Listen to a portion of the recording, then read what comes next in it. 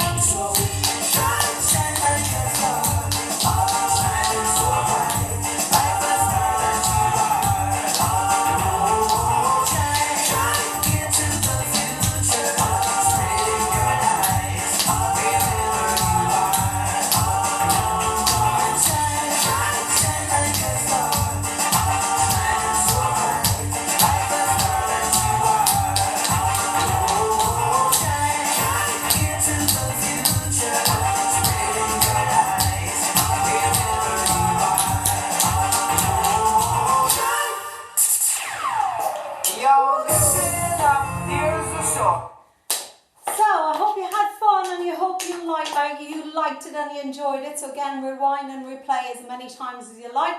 The little bit in the middle, when I turned in class, we normally get everybody to move from their spot, so whether they're back, down the back, up the front, whatever, into one line, and your backhand is on the person in front of you. And so it's the audience leg that goes out, in, forward, back, and you lean, and it looks really effective when there might be 6, 8, 10, 20 people in one big long line. They can see the backhand because that person will be in front of me and the person will be behind me doing the same thing. Even if you're on the end of the line, make sure that the hand is nice and free and the head is looking to the audience, because you don't want to be looking into the person behind you's head and maybe singing. So you look to the audience and you have out and in and lean 2 times, and then you turn, and then it'll be the backhand would go onto that person in front. And again, if you're on the end of the line, don't be, it's just harder. So even if there's nobody there, still put your hand out. It helps the body's balance, and it'll be out and in and lean, and out and in and lean. And then, as I always say to the boys and girls in class, try and listen to a word in the music. This type of song, we weren't really singing along. You might be able to sing to the chorus, but on the word bright, we went into our V step. Bright, da da da da. Or if it was something within,